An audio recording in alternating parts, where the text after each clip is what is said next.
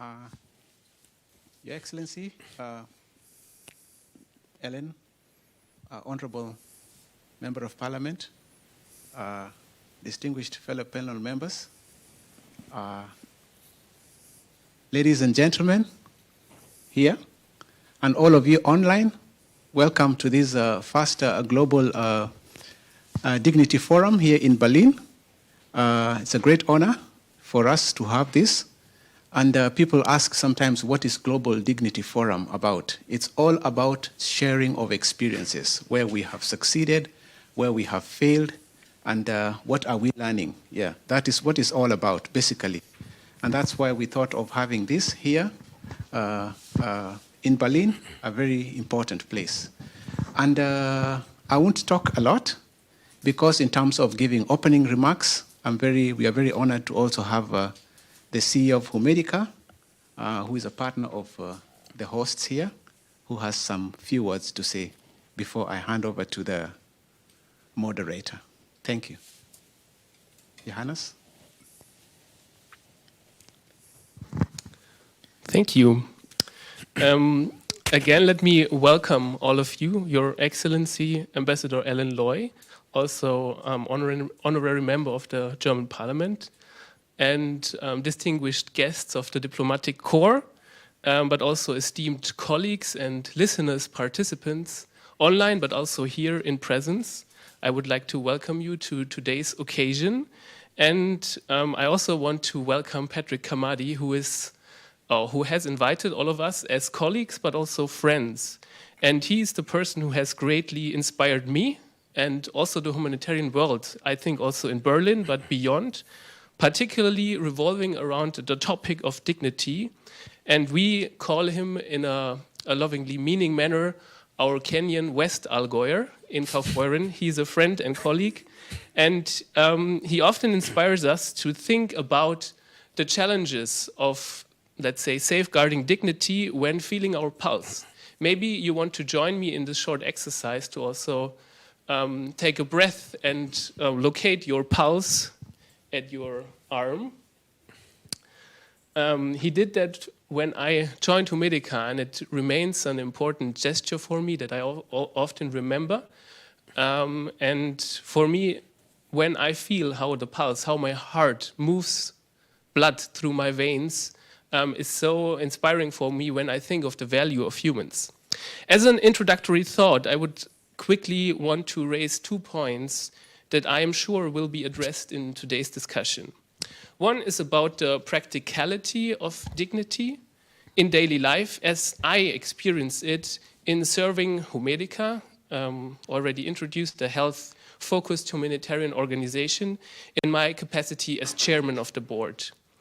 It's a daily dilemma that is particularly prevalent in our response as humanitarian community in the crisis in Ukraine, for instance, that our due diligence actually aimed at ensuring dignifying response can easily become an obstacle, a barrier for timely response. Standards are ensuring, but also are complicating when we talk about most basic delivery of principled humanitarian aid. This is a hurting reality of our time, a dilemma to be overcome in a living dialogue. This brings me to my last introductory point. It is this dilemma that calls us to look at the nature of dignity. The nature of dignity entails the particularity of love and the universality of justice, as late Jonathan Sacks describes. For me, it is historically well expressed, not in a sectarian religious dogmatic, but in the remembrance of a historic life which we are about to celebrate in the advent of the Christmas season. I suggest that it is our ability as humans, which is a God-given capability, to overcome the described dilemma. Let me close by introduce this occasion with a proverb that basically describes what I've said and what we will be discussing. Righteousness and peace have kissed each other. Let me hand over to Florian at this point. Well, the full quote is, mercy and truth are met together. Righteousness and peace have kissed each other. I think this describes the dilemma well between the standards to ensure dignity, but the daily dilemma to travel between dignity and the standards that try to ensure it, and sometimes become an obstacle. Thank you very much. Good afternoon, everyone. I know I'm not Florian, but I just thought that... You don't need the mic, I think. I just thought it would be a disservice to have our keynote speaker start introducing the subject matter without necessarily introducing him and also introducing myself. So my name is Joanne Okitoy-Heisig, and I am a freelance communications consultant. I lived in Germany for almost 6 years, and before that I also grew up partly as a teenager in Germany. But today I live in Switzerland, in Geneva. And I'm really, really thankful and honored for you being here today, for taking the time, for the online audience. I'm really thankful that you can set aside this time to discuss, important issues like dignity. So I'm just going to start by setting the intention of the day, okay? And I really liked also what, you mentioned in terms of just finding where your pulse is and kind of just grounding yourself and honoring that we are present today, we are alive in this moment, and this is the only moment that we have. So our intention for today, for us gathered here and for the online community, when we think of dignity, we often remember what Article 1 of the Universal Declaration for Human Rights says. It says, and I quote, "All human beings are born free and equal in dignity and rights. They're endowed with reason and conscience and should act towards one another in a spirit of brotherhood." And I think for a lot of the German-speaking people present here and online, you will remember, the German expression, "Die Würde des Menschen ist unertastbar.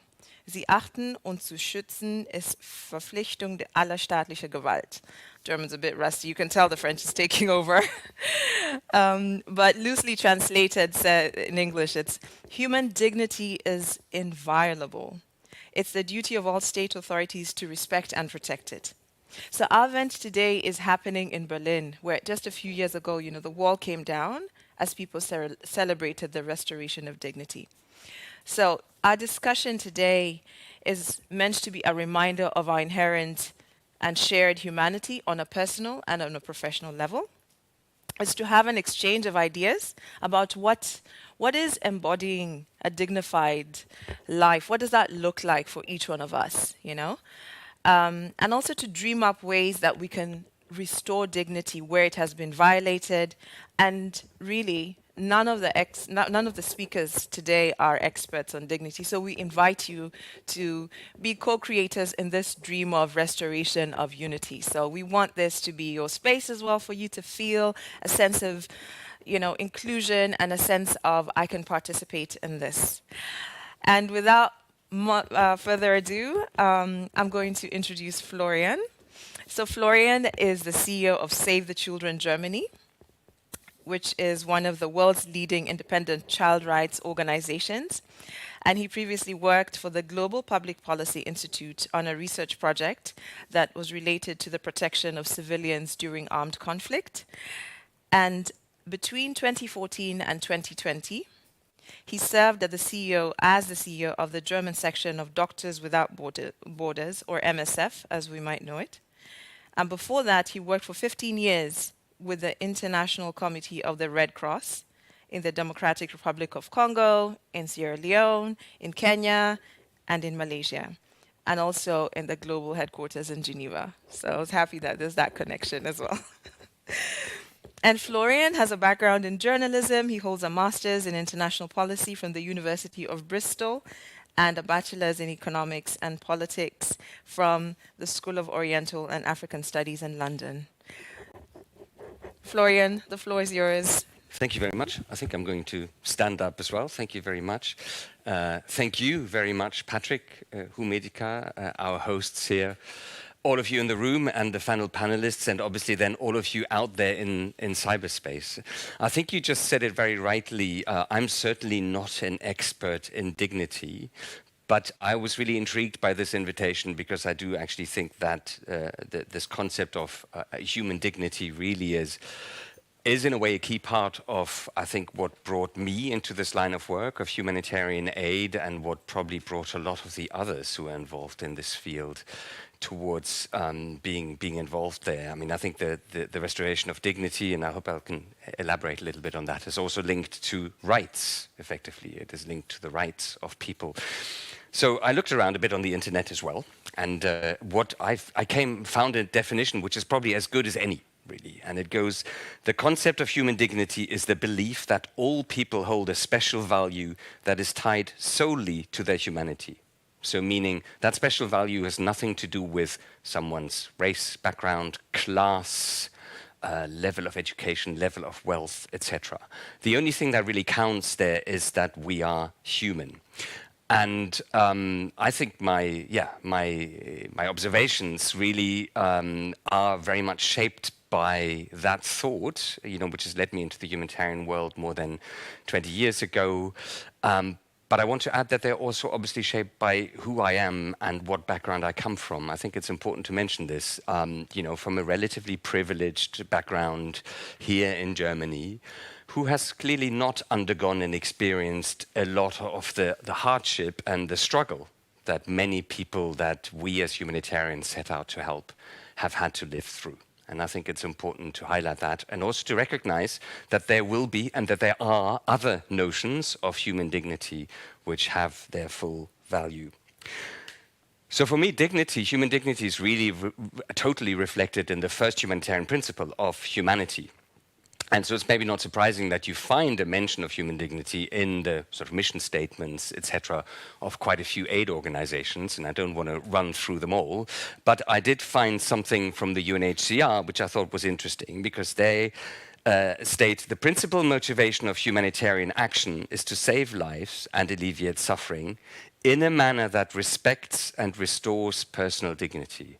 So I like that, because it means it's not just what we do, save lives and alleviate suffering, but it also is how we do it which really matters. We have to do this in a way that respects and restores human dignity. And that's what I want to talk a little bit about.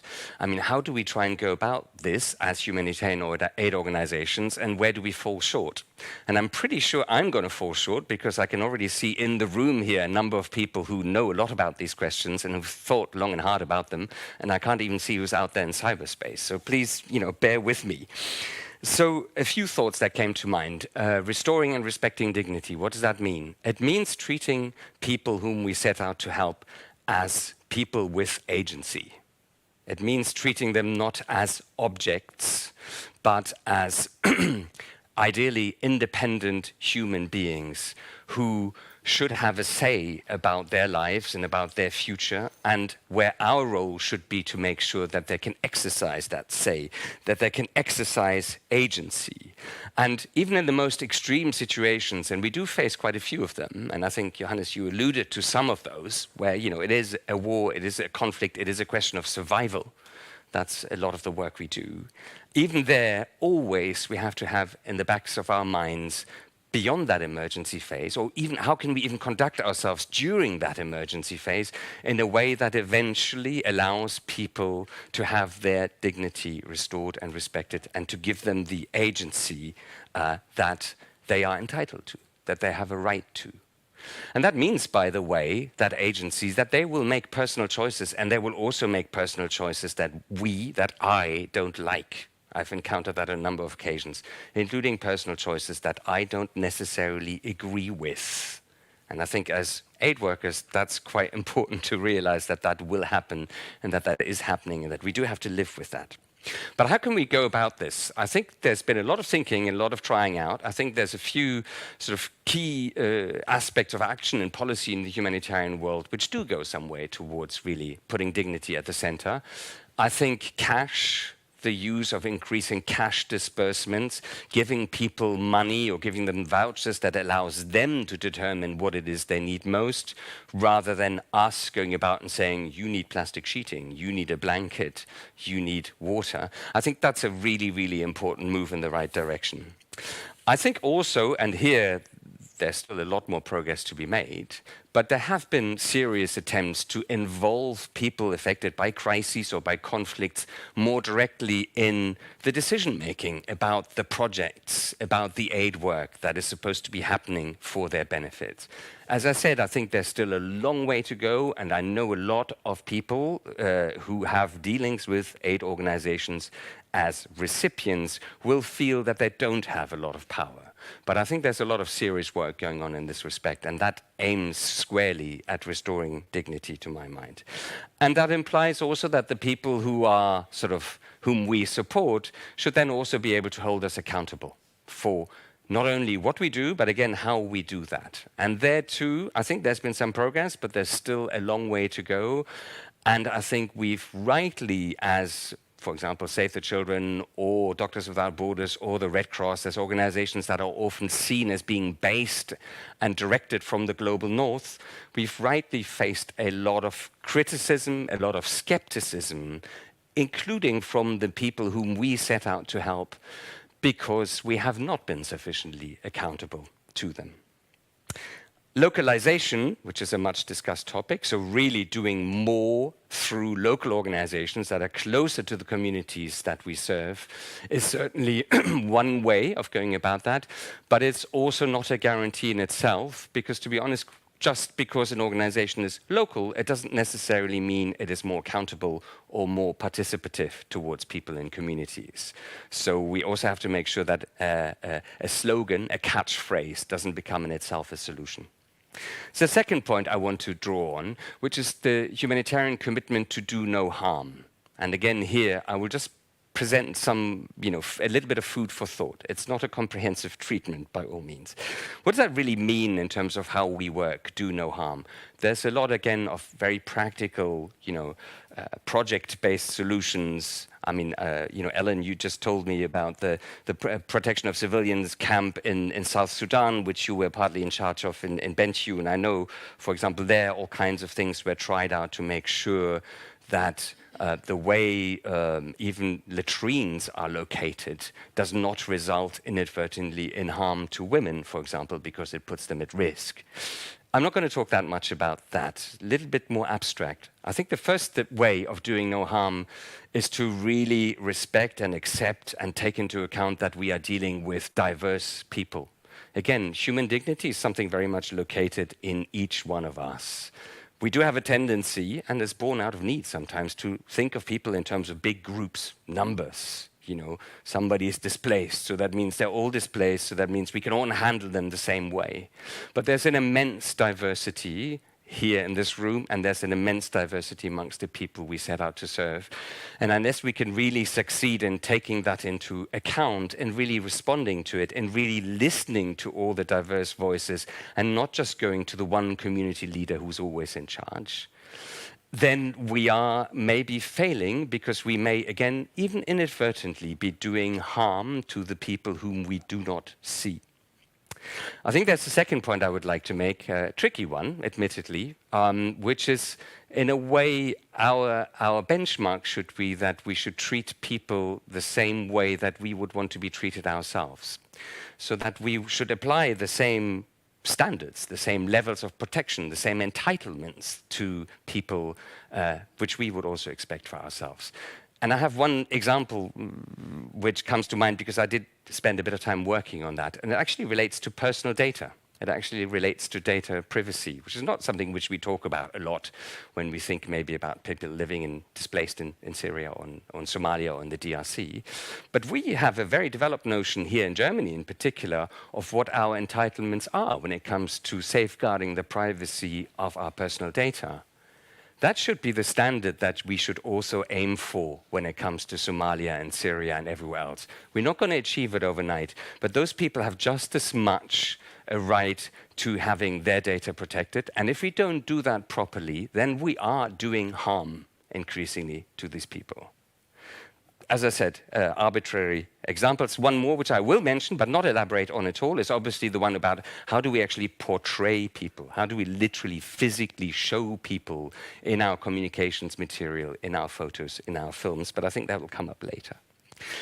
When I started working for the ICRC in 1999 in Eastern Congo, I did a lot of visits to prisoners. And we were there to basically monitor the conditions of detention and the way prisoners were treated. And so you start these visits, and after a while you realize that a lot of these prisoners that we visited were not very nice people. I mean, there were sometimes, it's the Great Lakes, sorry, there were horrendous criminals on all sides who committed horrible abuses against people. There were also a lot of common law criminals mixed into that population, murderers, etc. So it's, in a way, kind of quite interesting for me. It was an interesting litmus test of my own commitment to human dignity is, what about the human dignity of these people, right? What about the human dignity of people whom we don't like? Or even more, what about the human dignity of people who we may consider, and who are our enemies? Literally. I think that's where the litmus test comes down to it. And that, if we are quite honest, and we look at Europe today, I think, and we look at how Europe treats people who are politically not wanted. We look at how Europe treats people who are seeking safety across the Mediterranean, through Greece, on the Balkan borders. We may politically decide that not all of these people can have a future in Europe. That's a political decision. But that is no excuse for not according them and treating them with the human dignity that they're entitled to. And unfortunately, we are not doing that at the moment, because we are allowing people to die in situations where we could, make sure that they live. And we are then also letting them exist, including many small children, in situations, and I've just seen it this year on the Bosnian-Croatian border. I've seen it previously in Greece in conditions which are inhuman and which are totally undignified. And I close with that because I have no idea how long I've been speaking for, which is a bad move. I think this is the litmus test for us as humanitarians, is how do we act for people whom we don't agree with, who may even totally reject and refuse everything we stand for and everything I've just been talking about. This has got to be the strength of our commitment. And if we really want to be living up to the principle of humanity and therefore the respect and restoration of human dignity, I would say that's where the toughest test comes in for us as organizations, but also as individuals. So I'll leave it at that. Thank you very much. Looking forward to the discussion. Over to you, Joan. Thank you.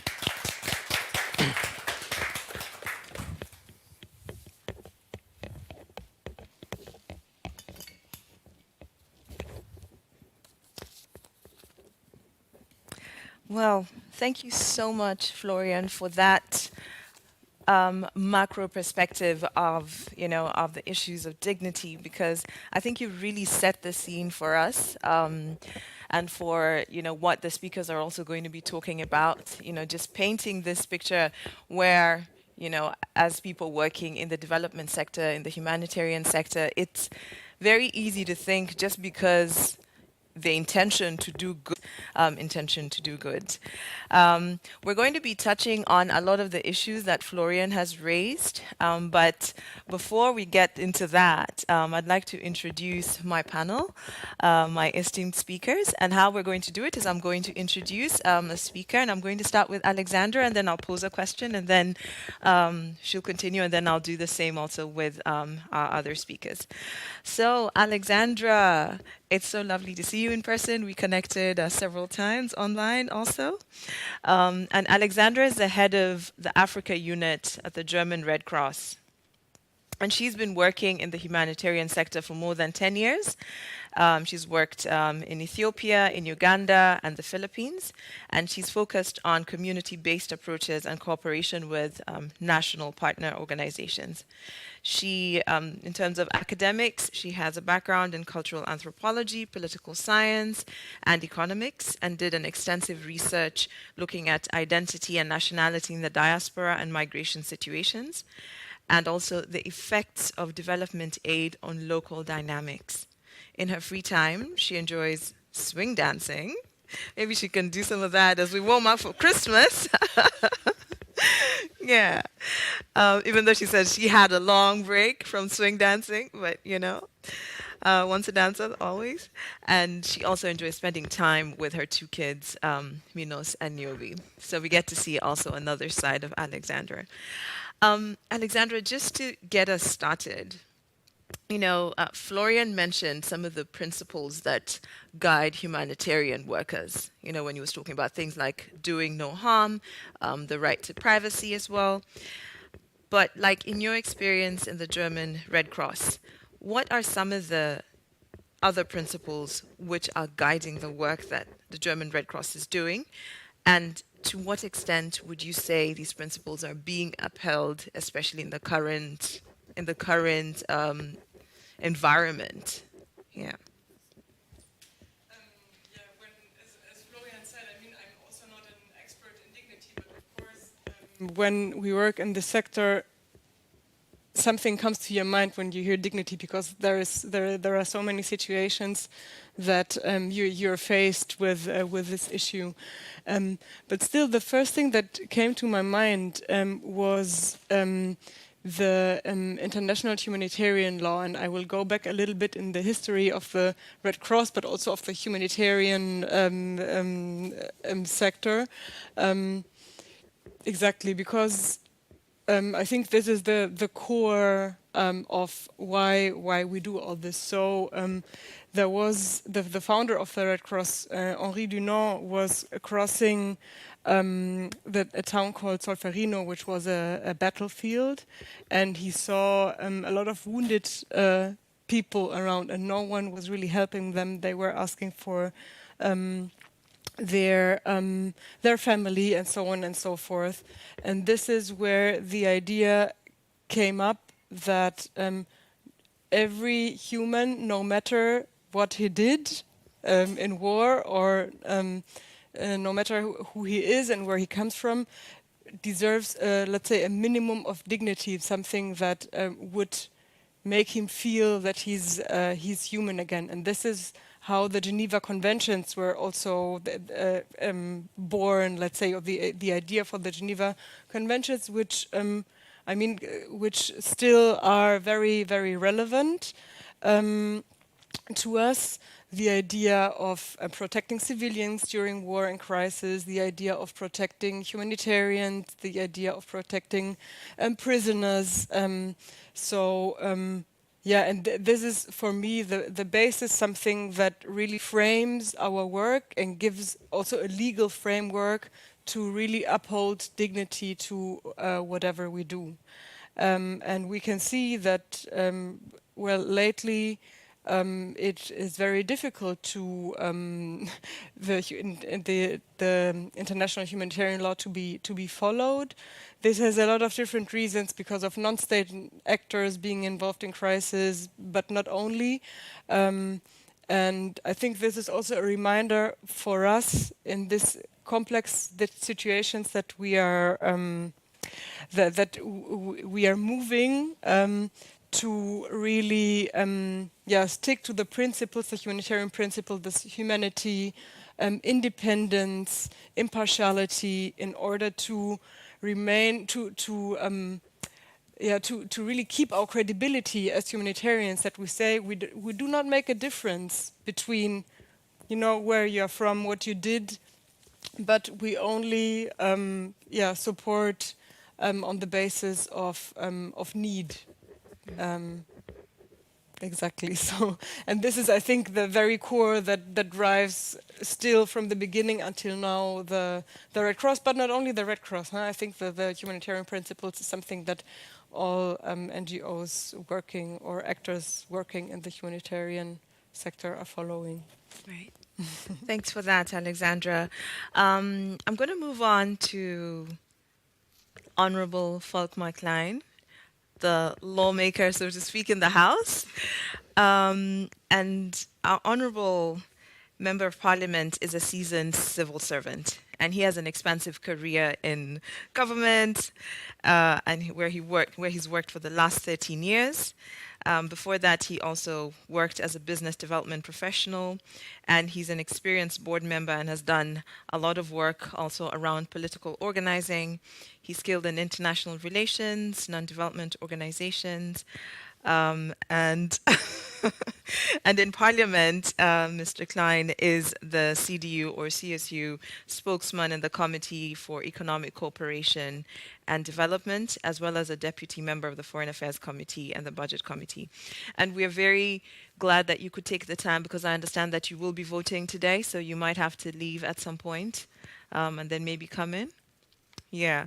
So, you know, Florian and Alexandra have talked about the different humanitarian principles that guide the work that they do in the humanitarian sector.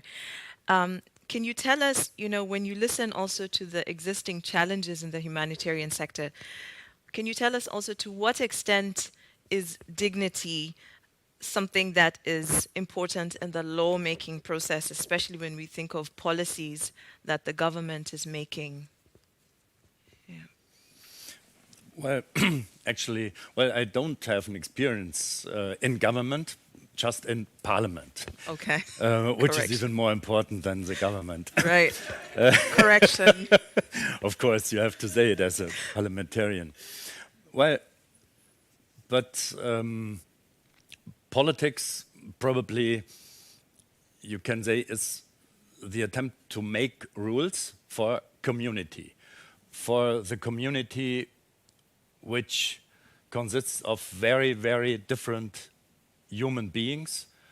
They all have the same dignity, and you have to find proper rules for local communities, for national communities, but beyond. And I think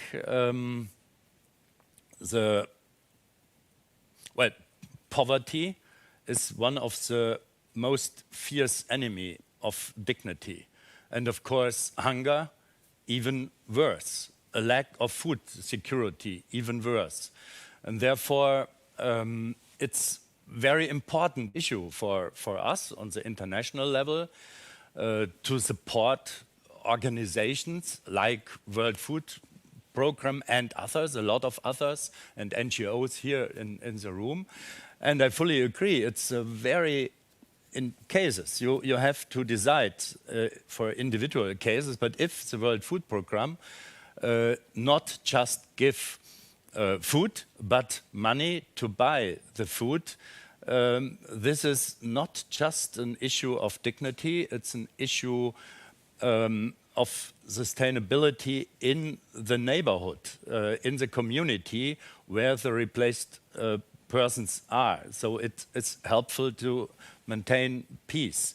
But it's not just this. It is the issue how to create a more successful environment together with the partners. And one of my, not favorite figures, but it is a figure, it's probably more alarming than my favorite figure. But in the late 1950s, the GDP per capita in Ghana, and this is one of my favorite countries in Africa, had been twice as high as GDP per capita in South Korea, which I know from my former corporate past. And nowadays, the comparison is 20 times the other way. And I think we have to think more about what did the people in South Korea, what is the difference, and where can we probably help to transfer such experiences and ideas to my favorite country in Ghana. So to create an environment where there is a better opportunity to fight poverty. And the second issue, of course, violating human rights, slavery, child work. This is a very important role in political discussions as well, due diligence in supply chains. So we, of course, want to avoid all those things. And we did implement a law on this in the previous parliamentarian period. Now there's a discussion on the European level, but it is very, very difficult and dangerous because we want to make people look and avoid all those things, slavery, child work, and. But we do not want to discourage economic activities. We want to encourage, we obviously have to encourage people to do more in the respective countries and probably from us as well. But the answer is a lot of political debating here is not just domestically but internationally on dignity on those issues. But I'm not an expert. No one's an expert today. We're all in the process of learning together. Thank you so much for your contribution. We're going to move on. We're going to shift a little bit to look at dignity from the perspective of the human rights, even though we've been touching on it more and more. And I'm going to introduce Ambassador Ellen. Ambassador Ellen served as a special representative of the Secretary General and the head of the United Nations Peacekeeping Mission in Liberia from 2008 to 2012, and also as a special representative of the Secretary General and head of the United Nations Peacekeeping Mission in South Sudan from 2014 to 2016. Before joining the United Nations, she worked in the Foreign Service of Denmark, and she was posted as ambassador to Israel, as a permanent representative to the United Nations in New York, and also as the ambassador to the Czech Republic. During her tenure in New York, she represented Denmark to the Security Council, and she also served as State Secretary responsible for Denmark's relations with Asia, Africa, and Latin America, including the Danish Development Assistance, DANIDA, from 1996 to 2001. It's a pleasure to have you here, Ambassador Ellen, and to know that, given your illustrious career as a public servant, you were able to also cross over to work for the United Nations. When you listen into the discussion so far, and then you reflect on your career in peace building and in human rights and in diplomacy, what has been the place of dignity, in your career, particularly with the United Nations? What did dignity mean for you when you're working for the United Nations, and why? Well, I think I have to start a little bit before that, because I think you have to know my story and my background. Because I'm born on a small farm in Denmark. My parents were not allowed to go to school more than 7 years, although they really wanted it. They had to go out and work. So when they married and they got children, they had decided that our children should have the opportunity to pursue any education they want. And that is why my sister and my brother and I, we are the first in the family who ever graduated high school. That has taught, and went to university, that has taught me something about dignity for children. I think that I was lucky. I had the parents I had, so I got the chance, and luckily I did well and did a good career. And I think, and now I talk about it as I always do, boys and girls all over the world have to have the opportunity to pursue their dreams. I don't care whether they go out and become a bus driver or carpenter or an academic. They have to fulfill their dreams within the talents God has given them. And that is what has driven me all through those jobs I've had. Never did I dream about it when I was 18 years old. Right. Wow. Well, that is powerful, given the fact that I think in the professional setting, the narrative is often that you should separate your personal life, from your professional, but we can see how, our backgrounds really also influence the sort of path that we choose also in the, in the professional life. I'm sorry, did I cut you short or for No, now? fine. Okay, excellent. So I would like us to go back and touch on what Florian mentioned when we talk about the portrayal of the communities, that we are working with in the humanitarian or the development sector. And I'm going to pose this question, but I would like to hear from Alexandra and also from Florian, given that you both represent two different organizations in the humanitarian space. So when we think of, particularly in the Western media, and this is going to get a little uncomfortable, but we have to go there. Yeah. When you think of the Western media and how they portray communities, especially when there's a humanitarian crisis, how would you say has been your experience, particularly Alexandra, because I know that, you went to the Philippines when this worst typhoon happened.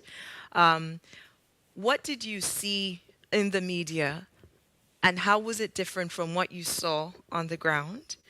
And for Florian, the question is going to be much more about, how does Save the Children then portray the communities that you're working with in a dignified manner? Yeah, we'll start with you, Alexandra. Great, thanks.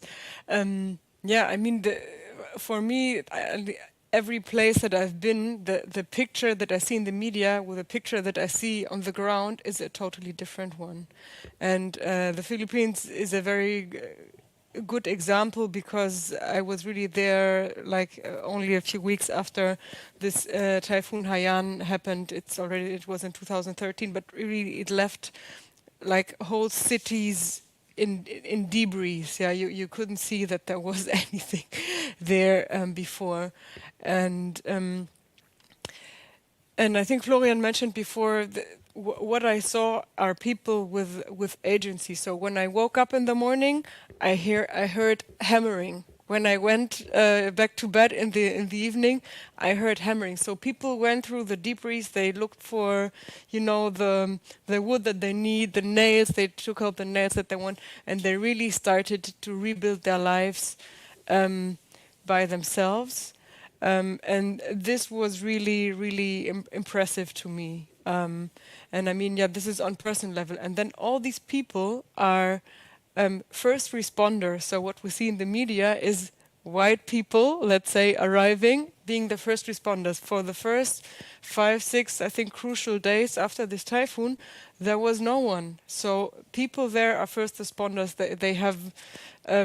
They have saved their neighbors. Like my landlord was a supermarket owner. He donated all the food that he had to the neighbors. He opened really his stock. Yeah, the nurses, the EMT. So these are the first responders and the people who do the most of the work in restoring their own life. And this is something that you rarely see in the media. And I've worked with amazing organizations, like Filipino organizations that have a great experience and a great expertise in doing so. And this is also something that we rarely see in the media, is how talented and experienced and the people are who work there and who really are able to lead a response, not only be implementing partners, as we like to say this in the humanitarian. So the local organization is the implementing partner. They implement whatever we think is good.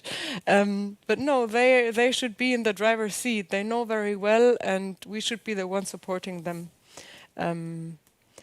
Exactly. So this is the experience that I really had in the Philippines. And what we see in the media is basically, if I narrow it down, and I read this very often also in descriptions that organizations give from their projects.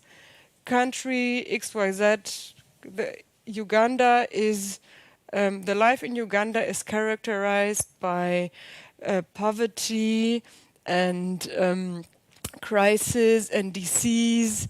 And this happens even in countries that haven't seen an armed conflict for decades. Yeah, it's crazy to really see that. And I think this stereotyping. Stereotype whole countries and specific communities or people really matters for their dignity. It deprives people from their dignity, and this is something that I think we all need to work on. Exactly.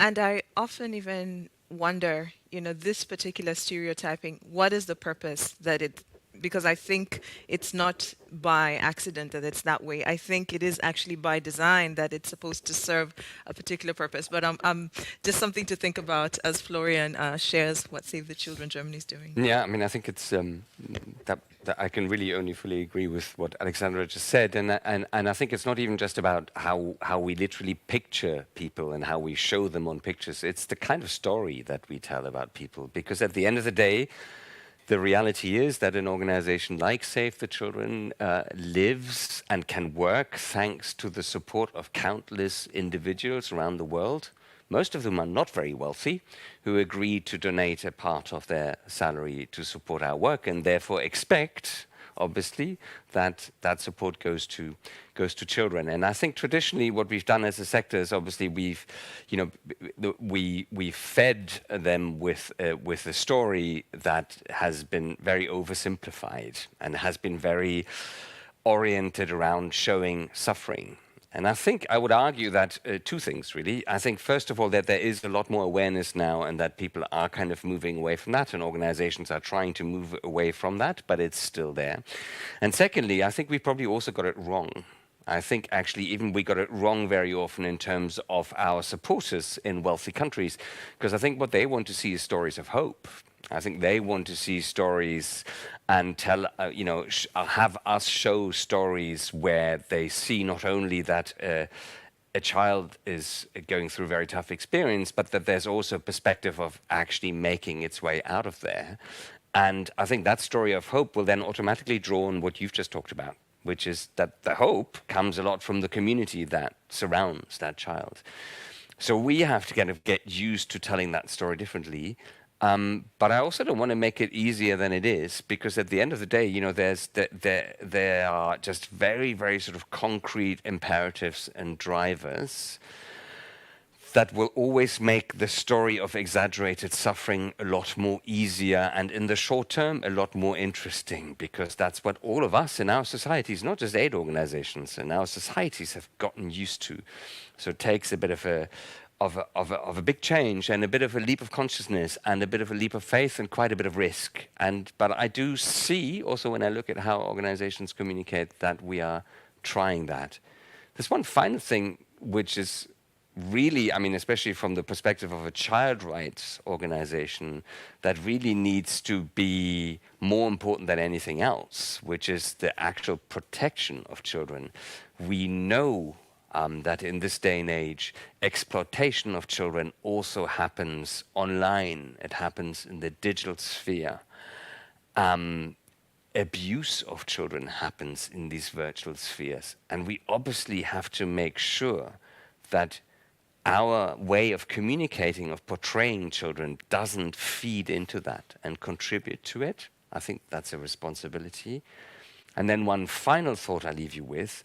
At the same time, especially when it comes to media coverage, we also have to make sure, though, that we don't start to portray a world and a reality that is over-sanitized, that does simply kind of leave out any visual evidence of suffering because it's too tough for our consumers to stomach, and that therefore suddenly, even if that's not the plan, makes life look a lot nicer than it is. So somehow we have to strike a balance there still.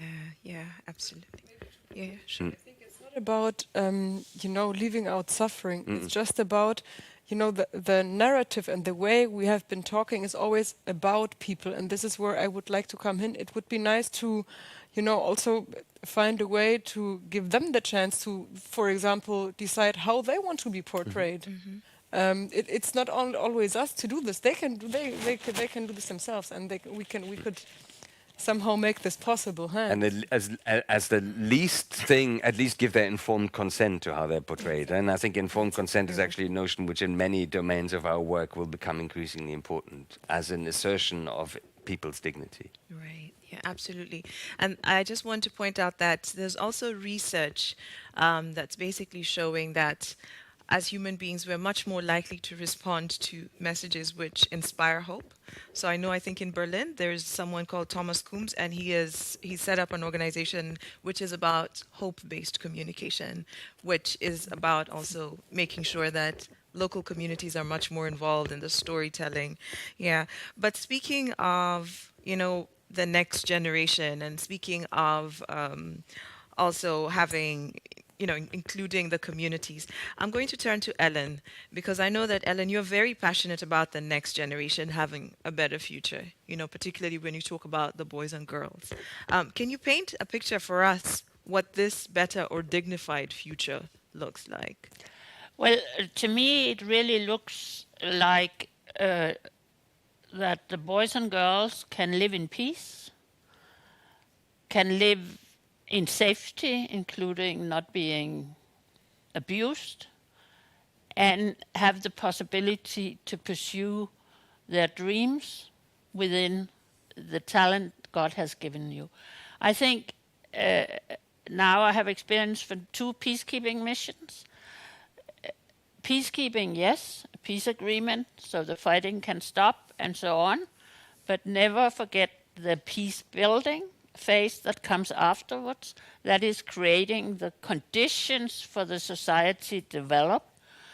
And I was involved in the establishment of the Peace Building Fund back in New York, which is very crucial because we have a tendency after peace has been established to, when we try building peace, to focus on the more attractive sectors, education, health, and so on, and they are important. But the Peace Building Fund, the idea behind it was really they also had to deal with the things that were not so nice for a bilateral donor to finance, but that we could do it together maybe, because you cannot have a functioning rule of law system unless you have proper police, police station, even prisons. And all these things together, so people through the process, whether you are a criminal or not, are treated with dignity and with your rights intact. I think that's very important, and I'm very disappointed with many donors, the press first and foremost, and sometimes even, I'm sorry to say, some of the NGOs. There is a tendency to focus on countries in conflict and maybe a little bit after the conflict, but to do the long effort, then people lose interest. The minute the mission in Liberia was closed, long after I went up, I think 18, I went back to Liberia in 19. Lo and behold, many of the donors had pulled out and so on. It didn't mean they didn't need a peacekeeping mission any longer, but it didn't mean that everything had been done. They still needed attention and dialogue and assistance. And I think sometimes our time span is focusing on the immediate conflict and not ensuring sustainability after a solution has been found. Right. Oh, wow. Yeah. I think a long time ago there was a book that was written about, sort of the relationships that aid workers sort of go through when they're in particular humanitarian crisis or in particular war zones, that it's very short-lived, and that also has an impact on, on the aid workers or on the humanitarian workers. But I'd like to, because we're looking at sort of building better perspectives and creating this enabling environment also for our future. And I know, our honorable member of parliament also talked about this creating of an environment where, poverty is something that can be addressed and can be dealt with. So when I think of Germany and particularly the question of fair trade. I just remembered that fair trade is actually headquartered in Bonn, if I'm not, yeah, if I'm not wrong. So I would like you to tell us when we talk about trade, because you're also working on economic cooperation, when you talk about trade between the global south and the global north, in what ways do you think, or would you say, can you tell us like 2 ways in which Germany is very intentional about this trade being fair trade?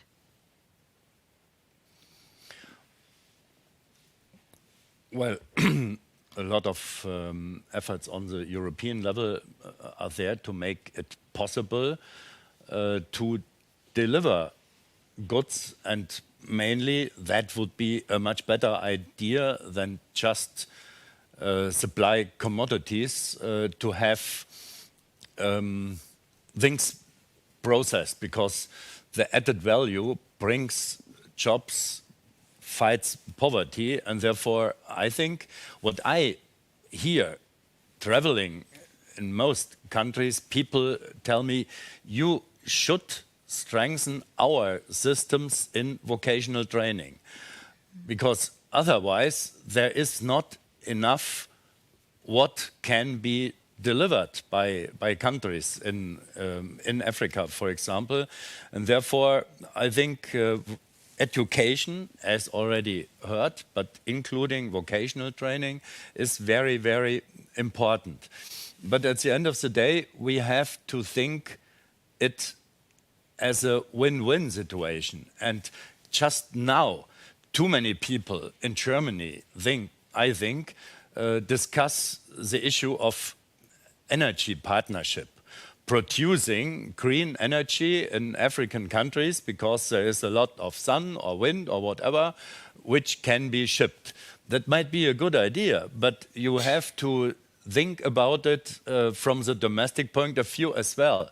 As long there are, even in Ghana, many hours without electricity per day, it is not a good idea just only to think about shipping Ghanaian sunshine to Germany.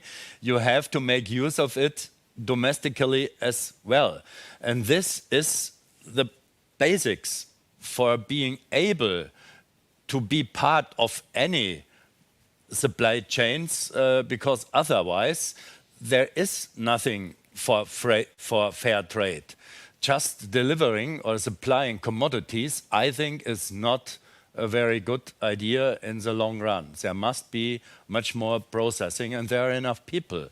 Okay, all right, thank you for that. And I have more questions, but I want to open the floor to questions from you here and also from online. I'm keeping an eye on the online community here, but yeah, we're open to questions now.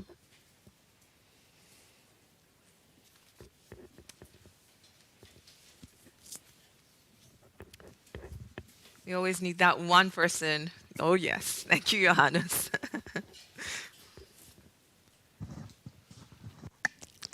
Having attended edX in Brussels last 2 weeks ago, you can also see that the humanitarian world is changing, the landscape is changing, different donors. And also I found it very interesting and intriguing to see in how far even delivery of immediate relief was discussed as needing more, like to having to connect it more, looking at the nexus to development, and how we need to look at longer lasting solutions. And I found it interesting, the monitoring director of Qatar Charity, which happened to be the host or funded edX, mentioned an example where recipients, we can discuss the term recipients, but I just use it right now, of aid, and I mean, this is how we see it, so maybe in this example it's still right, actually were involved in an agricultural project, of course that needed some stability in that context, so it's not always possible, and the the goods they produced, they were marketed, they were sold, and this actually created their income in a crisis context. So I would find it interesting to, when we look at dignity and connecting it to what Volkmar Klein also mentioned, how can, even in a crisis setting, more sustainable approaches, even in crisis programming, be a part of dignity? Because in the end, dignity is about choosing. And therefore, feeling one's own pulse, one's own identity. So I would find it interesting if you have ideas or comments or maybe examples how the immediate crisis programming can involve components of a longer lasting solution, linking it to and actually then being an answer to the whole challenge of the triple nexus. And I mean, rightfully, you have addressed peace components of classical programming that actually lead to what we are aiming at. So I have tried to describe that development and would be interested to hear if you have comments or ideas about that complex. Okay. I think we're going to take that because I feel like just hold on, please don't lose your questions. I think it's a very, very specific question. And I'm just going to encourage also us in this sector to try and simplify our language so that we're not staying in the bubble. So yeah, that's just one thing. But I feel like that's a question that I think Alexandre can respond to, and Florian also, and also Ellen. And yeah, okay. Shall we start? Yeah, I mean, I think in theory that's a good idea to link it all up. The question is always, how do you do it? And I mean, the first thing that comes to my mind, which I think is already done, is once you have organizations which are already on the ground, who don't need to make assessments and so on, and they have already connection to the people affected, it is much easier to include these kinds of medium-term or long-term programming into also immediate response. And the other question for me, if we look around, is what does immediate crisis mean? Because, I mean, there is occasions like Typhoon Haiyan where you have an event which really strikes and then you have to rebuild.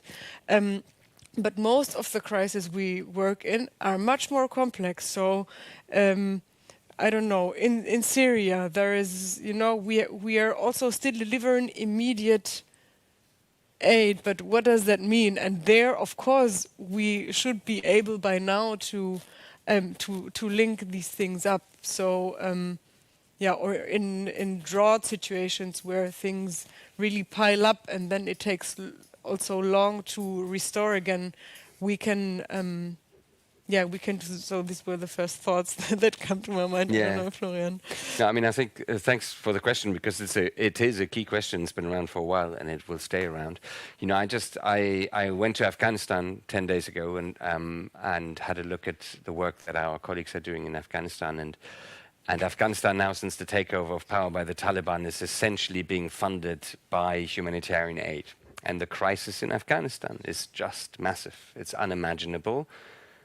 There's been an improvement in terms of the actual conflict because the armed violence through war has gone down, but everything else has gone towards disaster. And that's a country where you see that humanitarian aid is just totally not enough to keep a country of 40 million people going through massive economic crisis alive.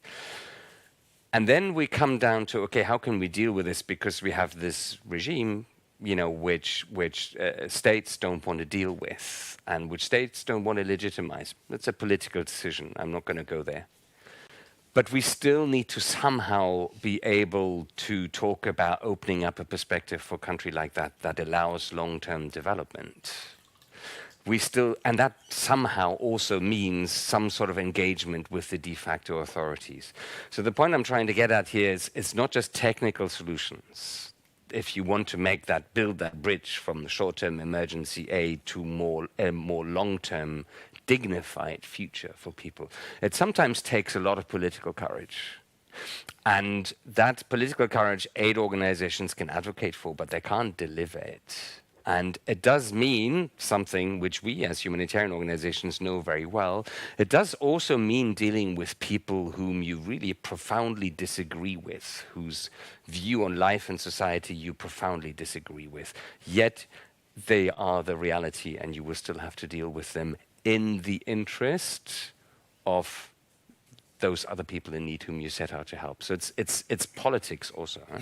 It's having the courage to make tough political choices.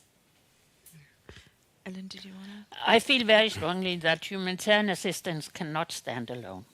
You can do humanitarian assistance and you have a good conscience the day you have given money to a humanitarian organization. But if you don't understand that the humanitarian assistance has to be supplemented by development activities, then it will never ever be sustainable. And unfortunately, I think many of the donors are using a lot of focus on the humanitarian assistance in the countries and forget to follow up. The second thing I would like to say, and I agree very much with the Honourable Member of Parliament when he raised and pointed out the importance of vocational training. I think in developing countries, we unfortunately have come to the point, I met it in Liberia, for instance. Everybody wanted to finish high school and study in university and have computer training. Well, you don't earn a lot of money by having computer training. And it was a country where the eggs came from India, the chicken wings came from Brazil, and the fruits and vegetables came from Ivory Coast. We also need, and now I'm a farmer's daughter, you need to build up the agricultural sector, not necessarily going into the high-level agriculture we have in the West nowadays. And that is a tendency that when you discuss agricultural development in Africa, immediately the presidents and the political leaders start talking about how they want to be exporters of agricultural products. But you could develop agriculture and feed your own population. And it actually goes for South Sudan too, where everything we ate, fruits and vegetables, except for the mangoes maybe in season, were coming in from Uganda. And they could do a lot of fishing, and now there was war, so maybe not, but during the war. But I think we have to get that ownership up and running. And why should we have bread from France in West Africa? Can't you bake the bread in France and things like that? Or in West Africa? Yeah. Okay. I definitely hear you on that. I think probably Liberia might be a special case, because when I think of Kenya, where I come from, and also in Uganda, there is that capacity, and I feel like different African countries are at different stages. I just wanted to make that differentiation as well. But I think you had your hand up first, please. Thanks. My name is Kira. I'm from Action Against Hunger, ACF. I've just been in South Sudan in August, and we are mostly a humanitarian organization, but we also do development assistance. And I think now agriculture, dignity of people, etc., the nexus questions came up a lot. And to be honest, I saw two examples where I found, okay, this can be also double or triple nexus, so humanitarian development or humanitarian development peace/social cohesion example, and you don't need 3 different actors, you do not need 3 different funding streams, 3 different donor pots, etc. It can be also just one simple project that was designed in a holistic way, so it serves the community right. And I just maybe make 2 examples for you. So one is stabilization centers, right? Children under 5 being acute malnourished. The caretaker is bringing them to the stabilization center. They're getting the acute medical treatment and so on. At the same time, you have these so-called kitchen gardens next to the stabilization center, where the caretakers are being trained in agriculture methods, sustainable methods, climate resilient methods, and so on, and also diversifying the nutrition of the children. So once the children is being treated and healthy again, it goes home, and the malnutrition does not appear again because they kind of duplicate this kind of kitchen garden at home. They have a diversified healthy nutrition at home. This is one example. So just being holistic, how you fight hunger and do not care too much about, for instance, the German donor system that separates a lot humanitarian and development still. The other example was in the very south of South Sudan, where you have flooding since 4 years, every year again. So people really live with the flood. So there, for instance, we saw some communities that were not connected to markets anymore, to health systems and so on because of the flooding. So we first had to create some sort of waterways with a boat, super expensive. Everything in South Sudan in terms of programming is super expensive because of the bad infrastructure. And then you youngsters who really have also their own weapons. A lot of people in South Sudan have weapons, unfortunately, at home. Who usually fight against each other in the community. So you have mostly inter and intra-communal clashes in South Sudan. So conflict is the biggest cause of all these needs. They together helped in also creating the waterway and so on. And at the end, because they all had the same goal, to be connected to the health system, to be connected to get food from the market or to sell food in the market and so on. At the end, they even play together football together, and now they do some matches between these communities who fought amongst each other before. I know it's a very tiny example, and it's just 2 communities and so on, but it shows you sometimes it's the big elite global north academic discussions about the nexus issue can be very concrete and simple for the people in their real life. And the same also with when you train them on agriculture methods, the surplus they generate, they go to the markets, they sell it. Often it's the women, because we have a focus on especially women groups in these kind of activities. And then they are also able to pay the fee for the children to go to school and all these kind of things. So it has a lot of different effects. And I think sometimes we need maybe also to start looking also at these little progresses. And at the same time, to make one last comment is, it's nice that we want to have the dignity, right? That we want to create peace and everything. I think we all hear common sense about that, but we also have to face why it's not working in a lot of different regions. What is our role in it, but also our government's role in it. And Realpolitik, I don't know if this term really exists well in English, plays a role. So at the end, stabilization, peace efforts and so on maybe have different agendas than the humanitarians. Just Thank you. Also a question. Yeah, so it was more of a comment, right? Yeah. I think the gentleman was first, yeah. Yeah, thanks a lot, and thanks for an interesting discussion already. Matthias Amling from Welthungerhilfe, and the people who know me might expect this perspective that I try to throw in, because I feel it's very much connected to dignity. We have the tendency in the humanitarian sector, or it's the structure of the sector, that we respond and we see things happening, boom, and then we come in and try to do the best we can. I wonder, what's your take?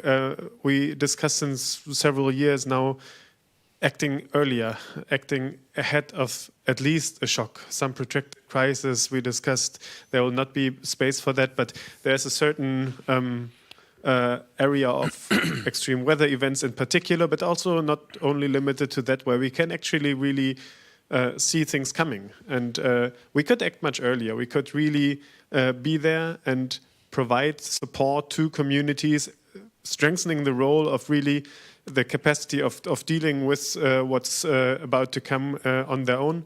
And we always argue that's a much more dignified way of doing our work, and try to sell it as the concept of anticipatory action. And I wonder what's your take is, do you agree? Is that a way to go? And how can we collectively maybe strengthen really translating these early warnings into early action, a thing that until now happens too little, I would say.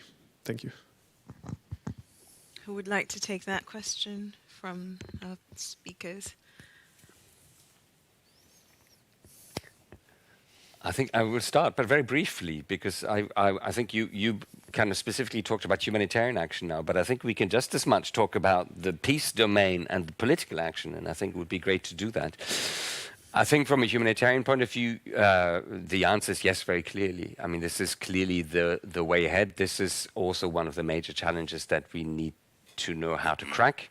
It involves a totally different way of partnering with local communities and local organizations.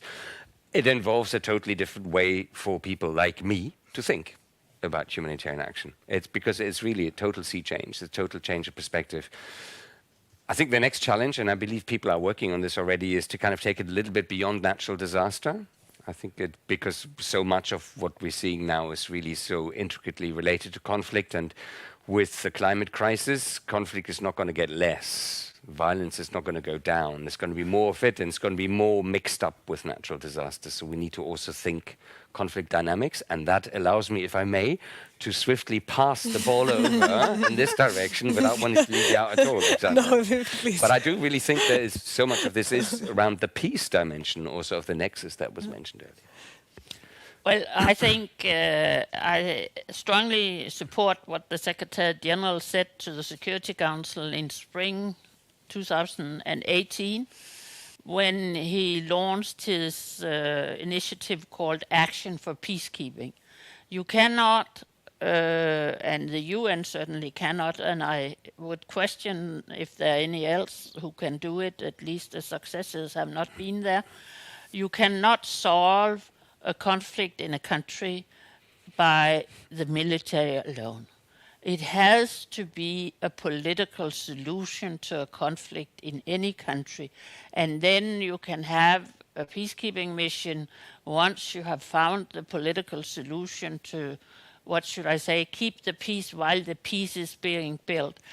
But I don't think we have seen, I mean, you talked about Afghanistan, you can talk about Iraq, whether it has been allied forces intervening militarily or the UN. We cannot create peace unless there is a peace agreement. And it's unfortunate that the big UN missions we have today, the situation is very volatile. Take Mali, DRC, and Central African Republic. You can question whether there is a peace to keep in those countries, but I think we should hammer and hammer for a political solution, the neighboring countries, the regional organization. And I'm tempted to say likewise on Ukraine, we cannot see that continuing. We need a political solution that then can be supported so the peace can be kept while the peace is being built. Yeah. Yes, and but security and development are flip sides of the same coin. And maybe two answers. First, we should obey or see early warnings earlier, but it is difficult to take the right decisions. So Burkina Faso, 1,000 schools are closed because of terrorists don't want them open. So this is an early warning sign for a future lack of food security in Burkina Faso. And political solution would be very good, but maybe there must be just security. And the same discussion in Mali and many other places, but it is not popular to find the probably right answer. But I think there are a couple of signs for hope as well to make the whole system sustainable. So I just got the information, a small, I think it was from Kenya, IT company, they developed an app which provides a marketplace for food, for farmers. And in many places you find a lack of food in one province and post-harvest losses because nobody buys the food in another region. And we have to create markets. And if there is a local company which creates such an app to open the market, that will be a very sustainable solution. Because otherwise, those who produce an abundance of food and cannot sell it, they will not do it the next year as well. But they could have sold them. And this is, I think, a very hopeful sign of future increasing sustainability. I'm just thinking also, because we are moving more in the direction of, addressing the systemic issues. So sort of understanding that for humanitarian work, it might be a one-off situation when there is a crisis that you go in, but then really underlying are the systemic issues which do not necessarily get tackled. And I'm curious what you all think. When we're talking about, making the development sector more sustainable in the long run, like Ambassador Ellen, you were mentioning, long-term solutions, like the gentleman from Welthungerhilfe also talked about, sort of thinking ahead. So what are some of or who is supposed to be in that conversation?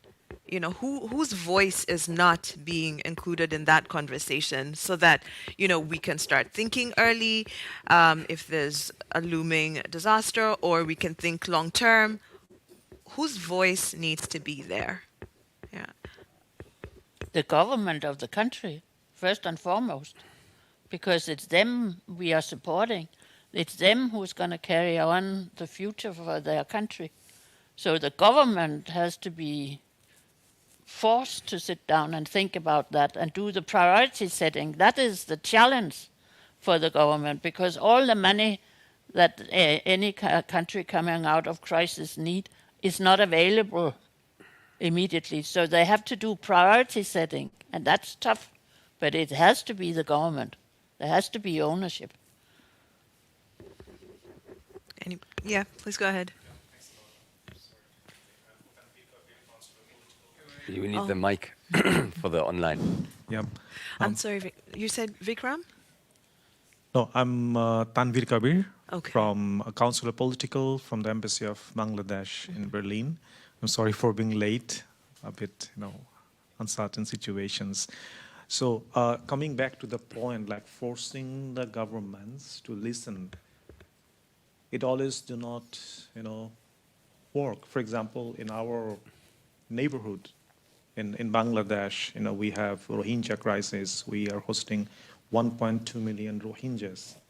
So it's a crisis. Maybe we need to see, it's not only the development aid. We have the dignity, right? We are talking about dignity. So we don't want to receive aid and feed those people for, I don't know until when.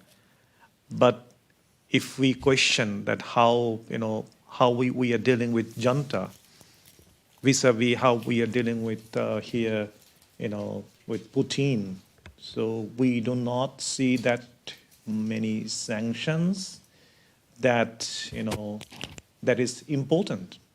Why the German or EU public money would go there when we could solve it with sanctions, with strict sanctions, and we have agreement that we would not sell ammunitions there in that region.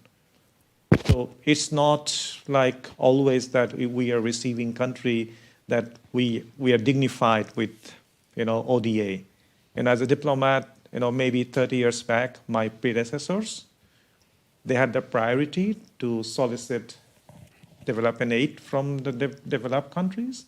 But in my generation, I don't feel dignified to ask for any aid. Rather, we would look into solving the solution. This is one issue, Rohingya. The other issue, for example, if we see climate change and the future crisis for us, migration, climate-induced migration. So also our, special climate envoy in Germany, she is a strong supporter of climate-induced migration. Ms. Barbara. But the problem is like how we are going to see it. Again, the ethical dilemma would come forward that people who would be displaced around the world in 20, 30 years, where they would go. Do we want to host them here and there in European continent or developed countries? Or we take actions now in terms of natural resources management and minimize the man-made disasters. In our regions in South Asia, we are in a lower riparian country, and you see upper riparian countries building dams and embankments, wherever they are, taking, diverting water from big rivers to the, regions where they don't have water. So, but we can't force them. Coming back to the question we have as a European Union, we need actions. The European Union forces those governments in our region so that climate-induced disasters, which would be also human-accelerated to some extent, could be minimized vis-a-vis, and also the crisis, the humanitarian crisis in different parts of South Asia. Okay. Thanks a lot. So are you advocating, I'm just throwing this back to you, are you advocating that, the European Commission or that, the Global North sort of put more pressure on governments in the Global South? I'm advocating, it's a Chatham House and I'm in discussion and nothing, I have nothing to hide as well. Like nowadays, it's nothing to be hidden. And also it's our government strategy that government wants more pressure from the Western world, from the global North, so that for natural resources management, upper riparian countries, they sit together. And also for humanitarian aid, Myanmar is dealt with similar kind of, sanctions that Russia is facing. Right, okay.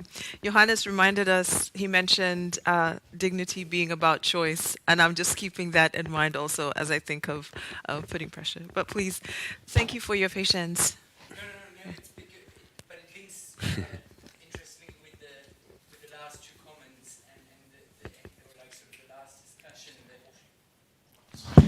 that we had, and the question about the responsibility of governments and so on. And so if you look at dignity, and we look a lot at the individual perspective of dignity, like the individual has dignity, but then is there a way of defining collective dignity when all these individuals get together and they form in an agency, they have the agency, we all believe they have agency, and they put this responsibility in the hands of a government, and then is there this form of government responsibility, collective dignity maybe, or something like this? I'm just thinking loud, but it's a point that links to the end of the discussion, like sort of, are we even, like sort of, at what point this agency that comes out of dignity becomes the responsibility of a government, and then a collective sort of form, where we maybe sometimes the individual then loses again part of his, or like puts his dignity in danger or peril or something. Sorry, just a reflection on that. And how we deal with this. How do we deal with these different levels?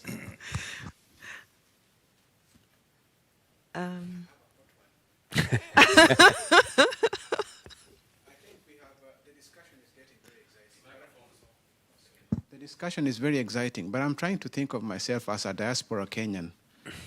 And somebody talked about the dilemma in dignity, and I'm thinking, and I see my fellow diasporas here, and I think the diaspora is playing a very big role in the recovery and development of many of the southern countries. If you look at the US, those 1/4 of the US were Germans, it's a diaspora. So, and the diaspora is doing quite a lot, but putting myself into these shoes of this discussion, I think when I visit Kenya, there's a sense in which you are an exemplary example, a good example. People see the developments you can do and all those things you're trying to build.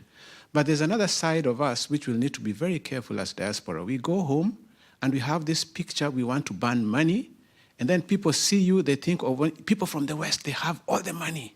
And you buy, some of us go with credits, and when you go back, you're feeding those credits, but people think that when you're in the West, you have money. That's all I had to say. Thanks.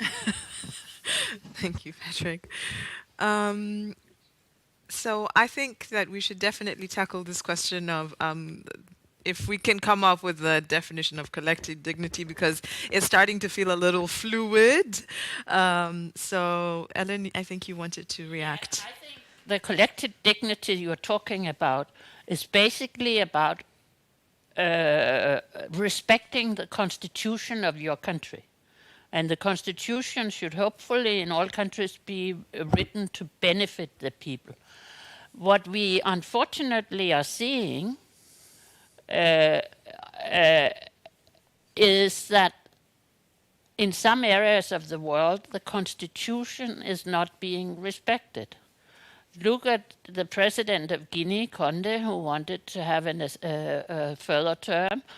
Look at the Ivory Coast. Look at the military coup in Mali. Look at the military coup, the second military coup in Burkina Faso. Look at what's happening in Syria, where again the international community cannot solve the situation because they have different points of view. Yemen is another example where people are suffering because the collective dignity is not being implemented. That, I think, is, and have over the last, say, 10 years grown as a problem. And yes, I mean, those of you living abroad, you are expected to bring money home, but I think also it's not, the diaspora is not only a good story that brings money home. Unfortunately, the diaspora in some cases can also fuel an internal conflict. That certainly happened after the split between the president and the vice president in South Sudan in 2013, where the diaspora played on the international media and web pages and so on, were fueling the conflict. So pros and cons. Right. Yeah, okay, Flo. If that's okay. Yes, sir. Just thinking a little bit about this notion of sort of collective dignity and the role of government. Yes, I mean, I think government can play an enormously important role, but a couple of reflections. From an individual point of view, having your dignity respected doesn't always mean you get things your way. And I think the most important quality that a society, or as a representative of that society, a government needs to ensure is that we can somehow handle that as a collective, that not each of us will get our way, because we won't. It's as easy as that. And then the second reflection is just, and I'll out myself as a kind of, as in many ways, quite an admirer of federal systems of government. And I'm also Swiss, actually, I'm sort of later Swiss than German, but I'm also Swiss. That's an extreme example of federalism, and I'm not going to suggest that it works for everyone, because it probably won't. It takes a certain kind of society for it to work. But I think also the German system, in a way, has a lot of interesting ways of going for it, because of just this notion of, if government is a collective expression of our dignity, or should safeguard our dignity as a collective, then let's make sure that government goes as far down as possible and is as influenceable as possible by small groups of people. So then, you know, bring government down to the people. And I think the problem about governments now is very often is that, I mean, in a lot of countries, governments are just totally unaccountable to people. They're totally out of reach. And who has power in government is decided between a very small elite, which basically works in rivalries. I mean, I don't know much about South Sudan, but you look at that sometimes and you think, like, this the same 50 people basically arguing and disputing and fighting over power since forever. So what hope is there in this? Yeah, and when I think about, you know, this notion of collective dignity, and then I think about also what a diplomat from South Sudan shared. If we're going to Bangladesh. Oh, Bangladesh. Sorry. Oh, goodness me. I can miss it. Thanks. Yeah, from Bangladesh shared about, you know, having the EU sort of put pressure when it comes to specific issues, so that there is progress. And I ask myself, is dignity something that sometimes you need someone else to kind of prod you or to sort of push you so that you can move forward in terms of making steps? Or is it something that, you know, we need sort of to be embedded in the education system so that you grow up kind of knowing, you know, that this is the way that I live and this is the way that I need to live with other people? Yeah, I'm just asking myself that.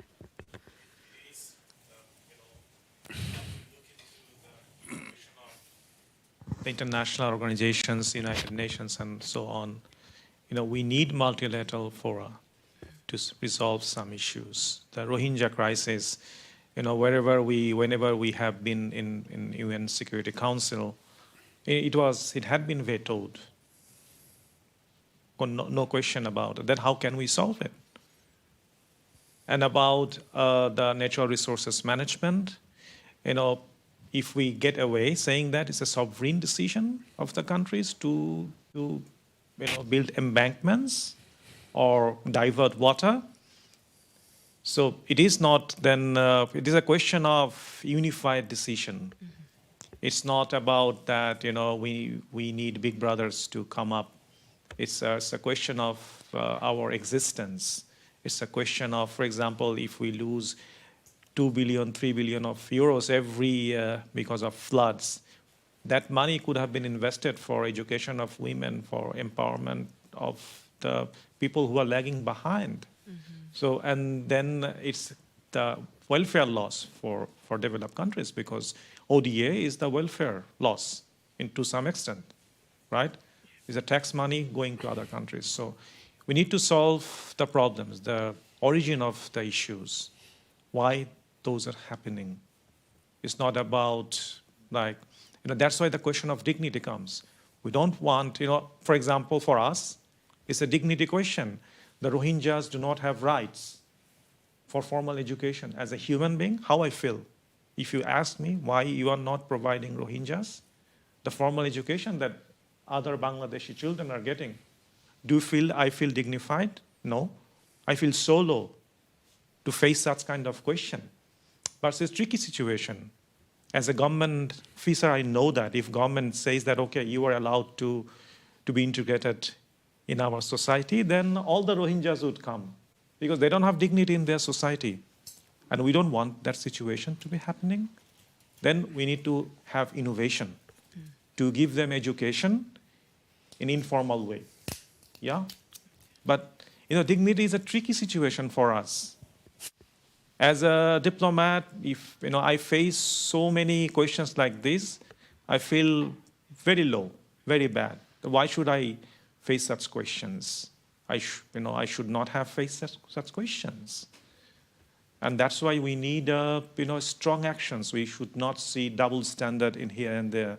You know, a kind of frontier is opened here in your neighborhood, in European neighborhood, EU neighborhood. That doesn't mean that the other day, you know, the same kind of people, autocrats or populists, would open another frontier in South Asia. Mm-hmm. They would open it to make us busy. So, but we have to take actions now. Right. Thanks a lot. Okay. Thank you. I'm going to take one question and then I'm going to wrap it up. Yeah. So, hello everyone. My name is Cynthia. I study politics, but I work now in the business sector. So my question is basically twofold. It has to do with the working, and I'm sorry I'm taking you back. But if we think about law that gives you donors or actors the mandate really to carry out your work, but at the same time, this law that can also limit you, because some of them are just mere obligations. And if the states feel like, no, we don't want to meet this obligation. So how do you navigate in this situation where the law gives you the mandate to act, but at the same time, it restricts you in terms of work where you don't agree with governments or other actors? The second part is when it comes to donors, and Ellen mentioned this, how do you, how can I put it? How do you make then projects attractive?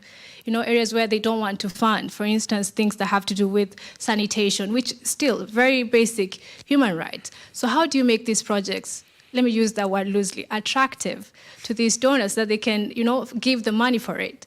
And the second part, you mentioned the issue of donor fatigue, if I'm allowed to say that, yeah, where, for instance, you said the issue of they do the peacekeeping work, but they're not there to stay and see the building part, peace building part, right? So those two things, you, in your capacities where you've worked, how do you reconcile these two things? It's very interesting for me to know, because I see a major, major challenge in these two areas. Okay. Thank you. For the first part of your question, is that addressed to Alexandra and Florian? Or yeah? It doesn't matter, anyone who feels, yeah. Okay, all right. Who would like to tackle the first part? Yeah, it's a tricky one. Usually, in these situations, it's all about a diplomatic. I call it a diplomatic effort. It's about going into a dialogue with whoever the government who doesn't want to humanitarian actors to come in. This is what you were referring to, right? And I mean, I don't have the experience that this really happens. Usually there are conditions around that, and this is where you can start navigating. And then, I mean, from my experience, I can say if you have, again, and I'm pointing this out over and over again, if you work with national organizations who have a specific mandate and who have, already a place in the society, it is much easier, and who have trust with the government, for example, it is much easier to start humanitarian actions rather than bringing in, teams from abroad and building up everything and start. For the Red Cross, it's quite fortunate that we do have in all countries, for example, a Red Cross or a Crescent national society who has a mandate to then, for example, start humanitarian actions usually. But if not, I think it's a matter of diplomacy at the end. Just to add 2 lines to that, I totally agree, and I think it's really important to point out that from a non-governmental organization perspective, you don't have a legal mandate. Yeah. And if we talk about local NGOs, this is becoming a major problem in a number of countries that, governments don't like local NGOs. If local NGOs kind of want to set out speaking truth to power as well and, and representing people whom government maybe doesn't reach or doesn't want to reach. And so what you really see is also a number of states adopting legislations and regulations which specifically target local NGOs that do cooperate with international NGOs, because they know that a part of the strength of a local NGO can also be if it has the support. Not even just the sort of the decision making, not at all, but even the financial support of an international actor behind it. And so very often those end up being targeted. But I think it's a really important key issue, including for local actors, of how that evolves, these restrictions evolve. Yeah. Ellen? I think on this donor fatigue, as you mentioned, and follow up, I think everybody involved in the business has to speak the truth. And I will give you an example. After the civil war in Liberia and during President Ellen Johnson Sirleaf's first time in office, the government, together with all the donors and international partners and the UN organization and so on, we had meetings after meetings where the government developed a plan with priority setting, and it was actually launched here in Berlin, I believe, in 2009 or 10, I can't remember. But lo and behold, after that, and we were all participating, the donors only channeled at about 50% of their assistance to Liberia to the priorities set out in that plan. And I remember the Minister of the Health at the time, he was saying, I have a 5-year plan about how to have health clinics in villages all over the country, and now a donor come and want to build one in village X, but in my plan that should be in the third year and not now. And so by doing these decisions, I would only say to donors that you have to ensure sustainability, and you have to work with you were in discussing with the government the priority setting, then we have to respect the priorities established, because otherwise it's not sustainable. Because then one day they don't want to finance that health clinic any longer, but then there are not local nurses and so on to take over and run it. It is very, very difficult for a country coming out of conflict to say no to a donor, even if it's not their priorities. And we have to be cognizant of that. It's a challenge. And I don't think sanitation is the most difficult. There's a lot of areas in the security sector where it's very difficult. That's why I said the peace building fund, we could do things together like the prisons and so on. Thank you so much.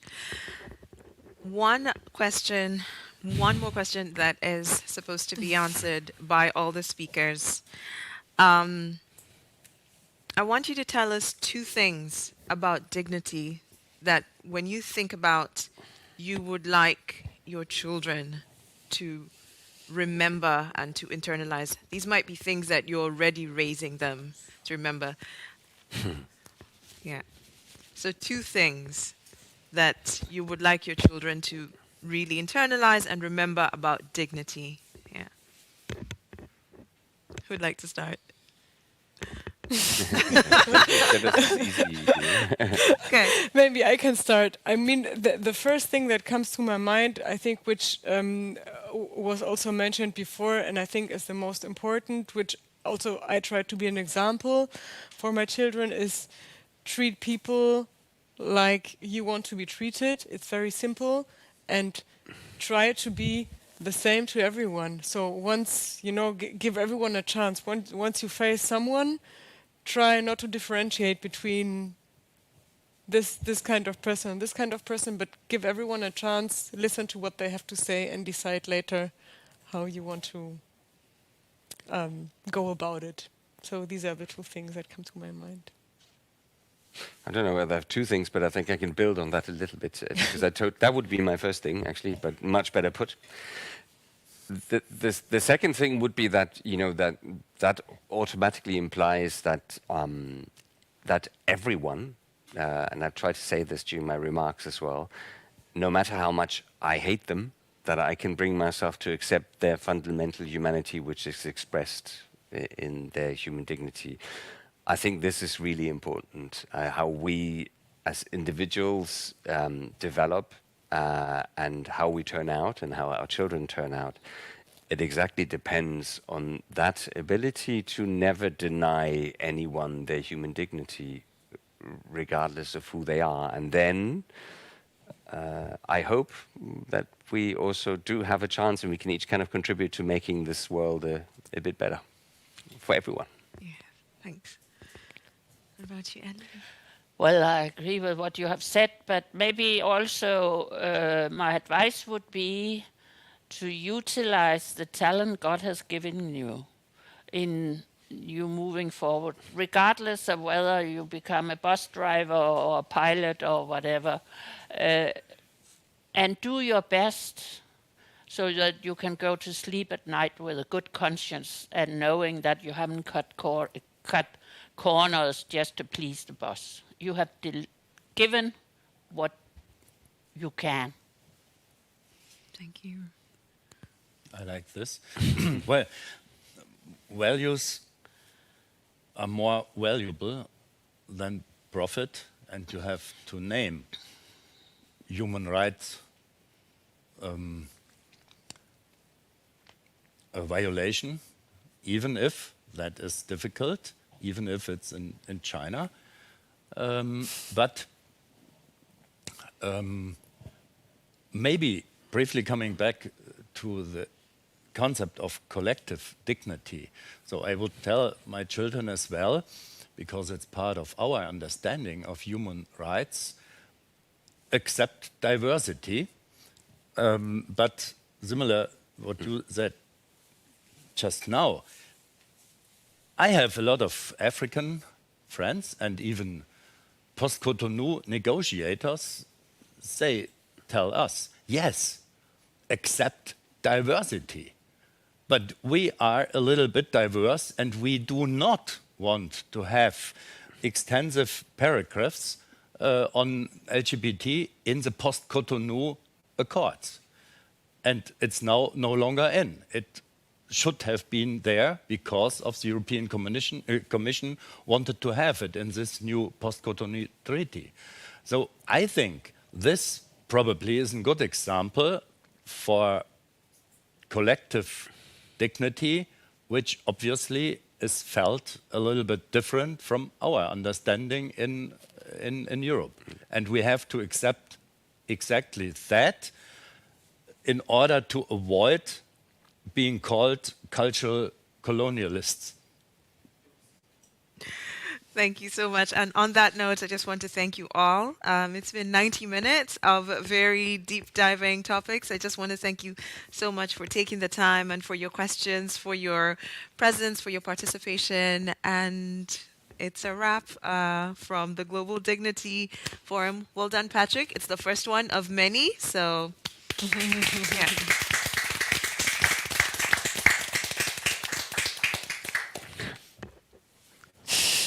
Perfect timing. Thank you very much. Thank you as well. Thank you. Thanks.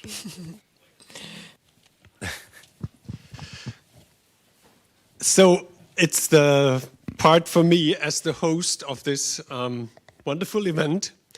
Patrick, without your effort, without your vision, this would never happen, because you are the spirit behind this forum. Thank you very much also from my side. We as the host, the Foundation for Basic Values and International Understanding, are very pleased that we could have you all here with us, and also live on the internet or via YouTube. Thank you very much. And I should say thank you for all the contributors, the sponsors, the Umedica, first of all, then Science and Hope, and also Cepris Biomedical, then Nächstenliebe in Aktion, from Kaufbeuren, and Fritz Wassmer Winery. This is not to be forgotten because they made it possible with their contribution to that.